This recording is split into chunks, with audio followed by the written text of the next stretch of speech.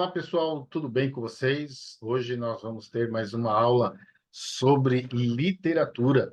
E a aula de hoje, o vídeo de hoje, é sobre trovadorismo. Eu gravei um dos primeiros, agora eu estou remasterizando. Negócio de falar, mais ou menos isso, né? Remasterizando, coisa assim, tá? O trovadorismo. Então a gente vai falar um pouco sobre trovadorismo.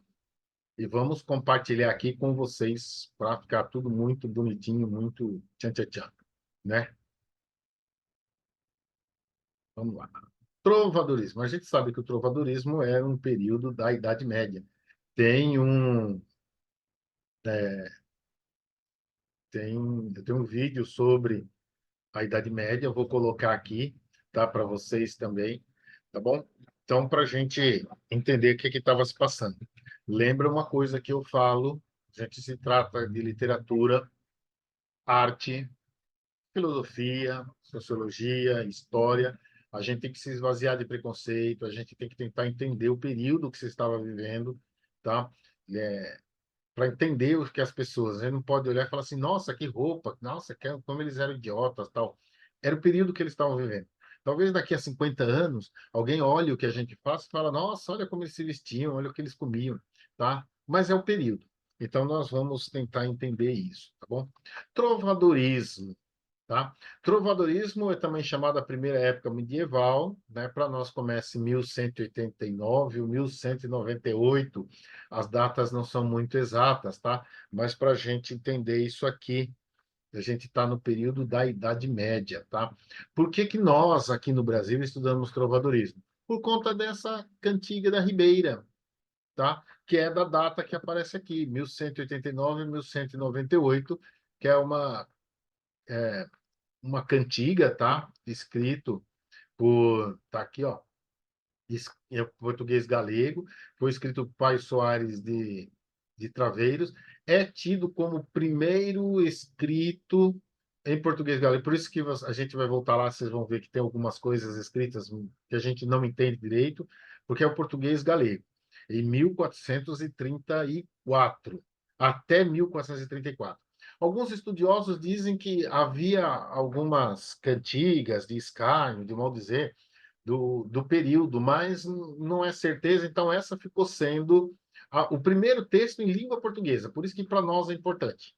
Quando a gente começa a estudar literatura, a gente sempre vai ver literatura portuguesa e literatura brasileira. Durante um tempo, a gente vê só a literatura portuguesa, porque era o que tinha. A partir do quinhentismo, a gente também começa a ver literatura aqui do Brasil, depois a literatura brasileira.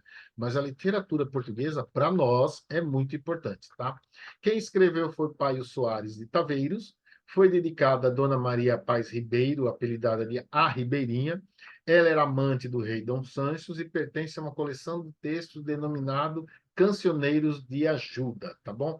A gente observando aqui, nós veremos aqui, ó, diz assim, ó, no mundo não se sei parelha, me entre me for como me vai.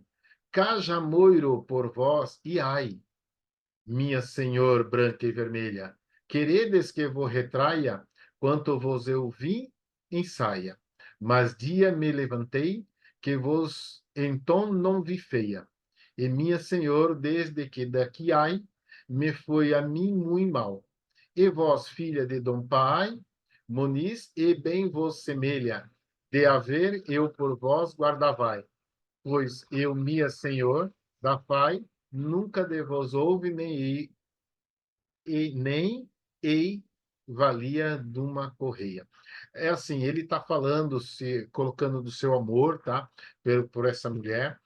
A gente vai ver que não há, como diz assim, não há a palavra senhora, tá? Não existia a palavra senhora. Então a gente vai ver como minha senhor ou minha dama. Beleza? Vamos continuar aqui. O que estava acontecendo naquele período? A gente tem as cruzadas em direção ao Oriente Médio. A gente tem o Tratado de Zamora, de 1143. Esse Tratado de Zamora é o que dá a independência de Portugal da Espanha, né? Lá na Península Ibérica era tudo o reino de Castela. E aí Portugal consegue sua independência. Vem a luta contra os mouros, que a Península Ibérica tenta expulsar os mouros, que ficaram muito tempo lá. eu não vou lembrar quanto tempo é, mas ficaram muito tempo lá. O poder é descentralizado por causa dos nobres e dos feudos, tá? E tinha o rei, tá? Tinha o rei, mas na maioria dos países lá, dos estados, eles até não tinham noção de estado como a gente tem hoje, tá?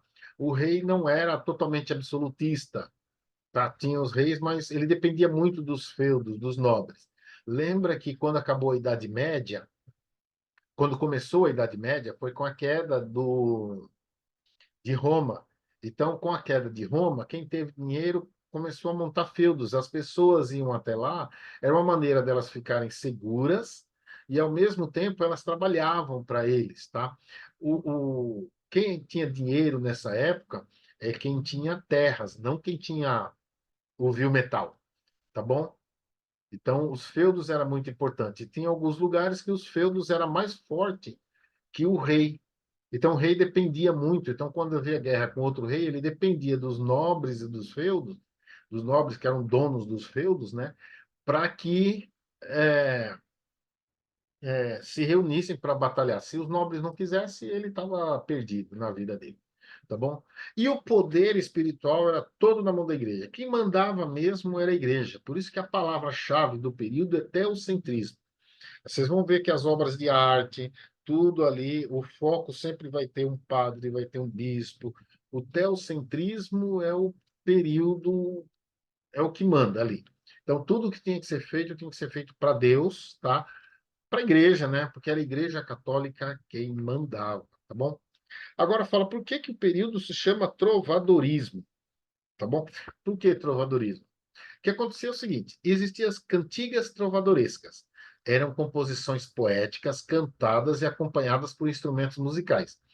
Quando você estuda literatura, você vê que o período que o lírico, porque a poesia era junto com a música. Então era tocada com harpa, com flauta, com alaúde e principalmente com a lira, tá? Então, por isso que era período lírico. E isso aí eram as cantigas. Então, tinha as cantigas, que eram composições poéticas, cantadas, acompanhadas por instrumentos musicais, e esses carinha aqui, que é um desenho, uma pintura da Idade Média, olha como é bonitinho, né? Então, a pintura da Idade Média, e eles são os trovadores. Por isso que vem. Trovadores é que compunham, tá? As músicas. E havia uma hierarquia. Então, por conta dos trovadores, uma coisa que a gente precisa entender em literatura, quem dá nome, literatura e arte, quem dá nome ao período não é o período que está, é o período que vem depois, tá? Que nem nós estamos no período contemporâneo. Pode ser que daqui a alguns anos ele mude o nome, tá bom? Mas é o período que vem depois. Pode ser daqui a 30, 50, não sei, que mude o nome. Tem gente que já acha que já devia mudar o nome desse período para período espacial, tal, várias ideias, tá? Não sei ainda. Mas o pessoal olhou esse período e falou: ah, era o período do pessoal que cantava, os trovadores, então vamos dar o nome de trovadorismo, tá bom? Era só os trovadores? Não, existia também uma música que era o canto gregoriano, que era cantado na igreja.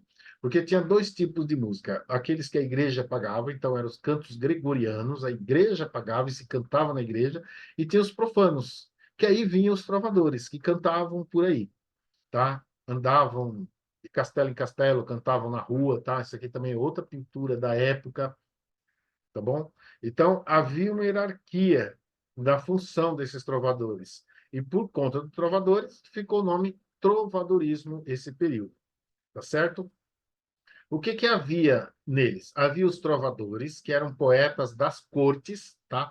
Então, eles não precisavam se matar, eles recebiam do rei, e aí eles iam compondo eh, as suas canções sem depender. Ah, não, eu tenho que compor para ganhar dinheiro. Não, ia compor sem se preocupar, porque ele estava ganhando dos nobres, do rei, da corte, então não tinha problema nenhum.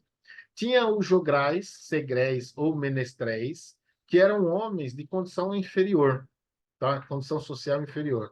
Eles iam de castelo em castelo no intuito de entreter a nobreza e vender a sua música, tá? Então, porque a música não era assim, como você vai, hoje você vai lá em Embu das Artes, o artista, chega lá, expõe lá e a pessoa gostou e compra. Nesse período, não, tá? Tanto o artista, o trovador, ele precisava de alguém que resolvesse pagar para ele, tá? Para ele fazer, tá bom? E tinha soldadeiras ou jogralescas, que eram moças que dançavam e tocavam castanhola, pandeiro e cantavam também, tá? Então você vê aqui, ó, eles tocando, compondo as músicas dele e tal. Aí tinha as mulheres que tocavam, dançavam, que estavam sempre com eles, tá bom? Existem dois tipos, tá, de gêneros da dos trovadores: o lírico e o satírico. O lírico tem a cantiga de amor, a cantiga de amigo, e o satírico, a cantiga de escárnio e maldizer. A gente vai ver todos eles aqui, tá? Então, a primeira cantiga é de amor. Então, você tem aqui, ó, amor tem origem provençal, lá em Provença, na região do sul da França, no período entre o século XI e século XII, tá? 12 ou 13, eu preciso ver. Vamos pôr 12 aí, tá? 11 ou 12, tá bom? Não, século XIII, viu, gente? Ai, ai, século XIII. O eu lírico é sempre masculino. A poesia é feita para uma dama, a mulher chamada de minha dama ou minha senhor. Lembra que naquele período não existia a palavra senhora, então se chamava dama ou minha senhor. A mulher é idealizada. O poeta se tornava quase um vassalo dela, tá? Ele sofre, o seu sofrimento é pior que a morte. O ambiente é sempre a corte, porque o eu lírico obedece às convenções. O relacionamento é respeitoso, cortês, dentro dos padrões medievais, e o homem é um escravo pela mulher. É uma mulher que ele não pode ter, ou porque ela é de uma classe social diferente, tá? E lembra que esse negócio do príncipe, o nobre está andando no campo, vê a camponesa e resolve casar, é só em filme. Na realidade, quase não existia, é muito difícil. Às vezes ele tinha que deixar o cargo dele de nobreza, disso aí, para poder viver com a mulher, tá? Se fosse. Então não tinha classe social diferente, não casava. Ou ela já era prometida, também tinha aquele negócio, né? Mulher prometida, não tinha esse negócio. Ah, eu estou na noiva, mas eu vou desistir porque eu achei outro que gostava. Não tinha isso, tá? Você tinha que, olha que moto miserável. Você tinha que, né, respeitar aquele compromisso. Não tinha outra chance. Aí a gente tem aqui, ó, de Bernardo de Bonaval, a dona que eu amo e tenho. Olha como ele fala. A dona que eu amo e tenho por Senhor, lembra, Senhor, a mostrar-me-á a Deus, se vos em prazer for, senão da minha morte. A que tenho por lumes destes olhos meus, e porque choram sempre a mostrar-me-á a Deus, senão da minha morte. Essa que vos fazeste melhor parecer, de quantas sei, a Deus fazer-me-á ver, senão da minha morte. Ah, Deus, que me a fizeste mais amar, mostrar-me algo que possa com ela falar, senão da minha morte. Você vê o poeta, o cara, né? O eu lírico, vamos entender? Lembra que o eu lírico é sempre quem fala na poesia. O eu lírico, às vezes, não tem nada a ver com quem escreveu. O eu lírico é quem fala, é a voz da poesia. E ele diz aqui que se ele não puder ter essa mulher, se ele não puder ver a luz dos seus olhos, se ele não puder amá-la, ele prefere morrer. Ele prefere morrer a não tê-la. Olha só como ele se põe. E ele põe como vassalo, né? Eu estou aqui, pode fazer. Eu preciso do seu amor, eu te quero, tá bom? Isso é só. Acabou o trovadorismo? Será que hoje em dia tem? Tá? Eu trouxe aqui para vocês, tem uma música do Barão Vermelho, tá? Eu vou tentar cantar. Vocês conhecem, então cantem aí também, ó. E o título da música é Por Você. Olha o que ele diz. Por você, eu dançaria tango no teto, eu limparia os trilhos do metrô, eu iria a pé do Rio a Salvador, eu aceitaria a vida como ela é, viajaria a prazo pro inferno, Eu tomaria banho gelado no inverno. Por você, eu deixaria de beber. Por você, eu ficaria rico no mês. Eu dormiria de meia pra virar burguês. Eu mudaria até o meu nome. Eu viveria em greve de fome. Desejaria todo dia a mesma mulher. Olha só, ele se põe ali, ele diz assim: por você eu conseguiria até ficar alegre, pintaria todo o céu de vermelho, eu teria mais herdeiro que um coelho, eu aceitaria a vida como ela é, viajaria prazo para o inferno, tomaria banho gelado no inverno. Olha como ele se põe aos pés dessa mulher. E fala assim: você é minha vida, você é tudo. Sem você eu não sou nada. Então você tem aqui a canção do e amor, tá? O homem se coloca como vassalo, deseja uma mulher que ele não tem e ele prefere a morte, ele se põe como escravo por ela, tá bom? A outra cantiga, outro que a gente tem é a cantiga de amigo. Olha a diferença da cantiga de amigo. Então, a origem é a Península Ibérica, lembra que a outra é Provença, lá na França. O eu lírico é feminino, mora no campo, a poesia é feita para o namorado. Amigo, namorado, ele é um mentiroso, traidor, ele às vezes saiu para viagem, foi com a marinha, um navio afundou, ele está em um porto, então ele é um picareta malandro, mas ele é bonito, tá? A poetisa sofre por alguém que a deixou, a poetisa não, o eu lírico, né? O ambiente é o campo, porque eles falam que na corte isso nunca aconteceria, tá? De uma mulher sair correndo por um homem, porque o homem na corte não abandonaria a mulher, e é sempre escrita por um homem. A mulher não escreve, então você tem o eu lírico feminino, a voz é feminina, mas é escrita por um homem, porque a mulher não escrevia. Eles achavam naquele período que a mulher não tinha capacidade de escrever, tá bom? E eu trouxe aqui a Cantiga do Amor de Martin Kodaks, tá? E ele diz assim: Ondas do mar de Figo, se viste, meu amigo, e ai Deus se verá cedo. Ondas do mar levado, se viste, meu amado, e ai Deus se verá cedo. Se viste, meu amigo, o porquê eu suspiro, e ai Deus se verá cedo. Se viste, meu amado, porque hei um grande cuidado, e ai Deus se verá cedo. Lembra que é o português galego, vocês não têm tradução, tá? A tradução assim, se você for fazer ENEM, for fazer uma prova, sempre vai aparecer esse português galego, não são todas que têm tradução, então é bom ir acostumando com isso. Mas é, cantiga de amigo, porque a palavra namorado não existia, tá? Não existia naquela época a palavra namorado. Por isso que em inglês até hoje é boyfriend, tá? Então é cantiga de amigo, tá bom? E ela está clamando ao mar, está clamando a Deus, cadê ele? Porque às vezes o rapaz saía lá nos navios, lembra que Portugal foi uma potência nisso aí, e nunca mais voltava, o navio afundava, ele ficava em um país ali desgarrado, coisas assim. Ele meio realmente fugiu, achou outra, tá?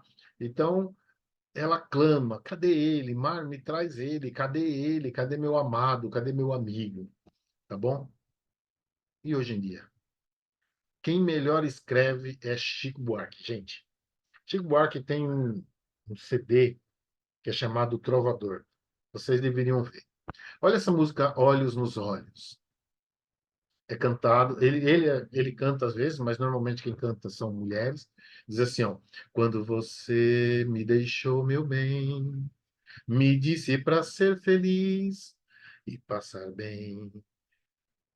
Quis morrer de ciúme, quase enlouqueci, mas depois, como era de costume, obedeci. Quando você me quiser rever, já vai me encontrar refeita, pode crer. Olhos nos olhos, quero ver o que você faz, ao sentir que sem você eu passo bem demais, e que venho até remoçando, me pego cantando, sem mais nem porquê. E tantas águas rolaram, quantos homens me amaram, bem mais e melhor que você.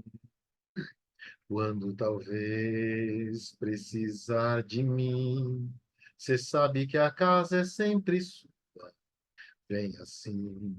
Olhos nos olhos, quero ver o que você diz, quero ver como suporta me ver tão feliz. Você tem aqui, ó, a mulher está falando aqui, ó.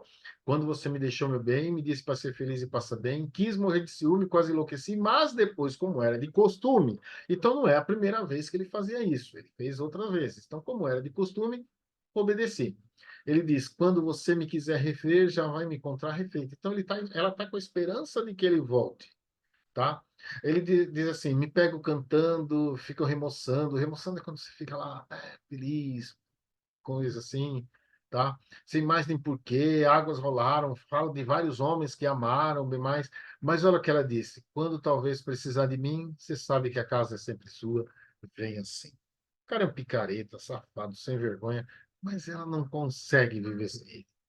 Ela não consegue ficar sem ele. E ela se declara e ela espera que ele volte.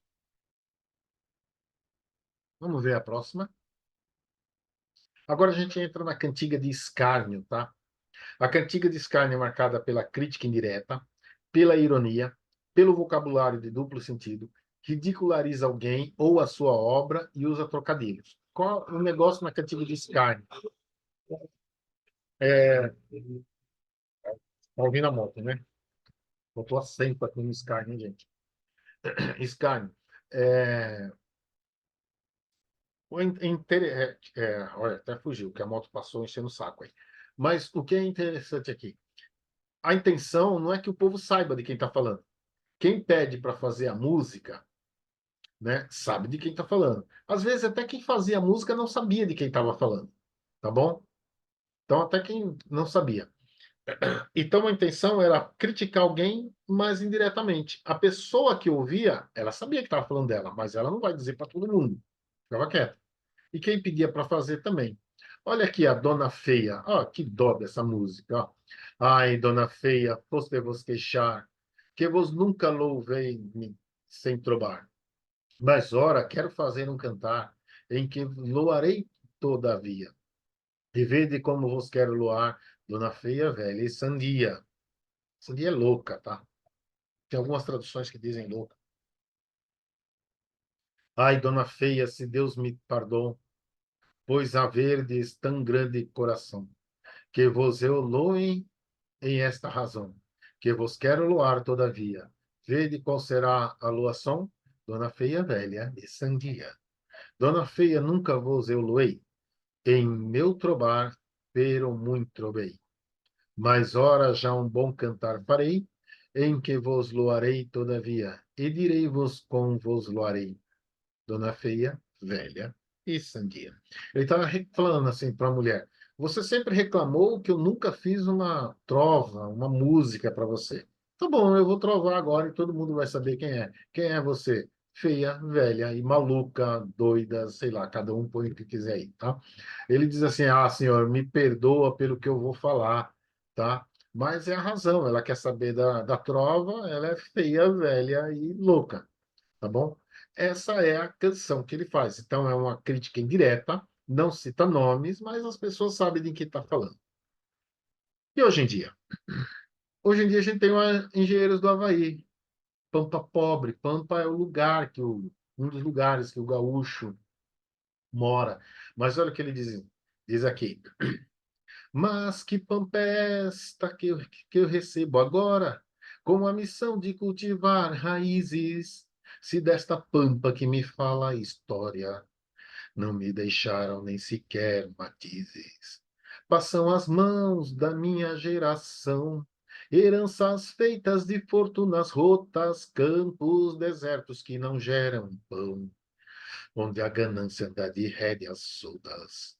Se for preciso, eu volto a ser caudilho por essa pampa que ficou para trás, porque eu não quero deixar pro meu filho a pampa pobre que herdei de meu pai. Herdei um campo onde o patrão é rei, tendo poderes sobre o pão e as águas, onde esquecido vive o peão sem leis, de pés descalço cabrestando mágoa. E o que hoje herdo da minha greixirua é o desafio que a minha idade afronta, pois me deixaram com a guaiaca nua para pagar uma porção de contas. Se for preciso, eu volto a ser caudilho por essa pampa que ficou para trás, porque eu não quero deixar para o meu filho a pampa pobre que dei de meu pai. Tá, ele está criticando, aqui ele faz uma crítica, quando ele fala Pampa, é aquela região, é a região lá, tá, em que eles vivem, então é uma crítica mais aos os políticos da região, tal, mas ele não cita nomes, mas ele diz o que tá. Então quem ouve a música sabe para quem é a música, quem é da região sabe de quem é. Mas a gente que é aqui do Sul Maravilha, do Sudeste Maravilha, de São Paulo, a gente não conhece muito bem, tá? Mas o povo que é de lá, quem fez a música, quem ouviu a música, e que, para quem foi endereçada, ele sabe para quem é, entendeu? E a última é a cantiga de Maldizer, que é diferente, tá? Ela é feita de forma direta, sem rodeios, é agressiva, emprega expressões cujo objetivo é falar mal da pessoa, cita o nome, a linguagem é trabalhada e usa até palavrões. Ali a intenção era ofender mesmo. Aí a gente tem aqui, ó. Achei Ana Sancha Anes em cavalgada, quer dizer, montada, tá?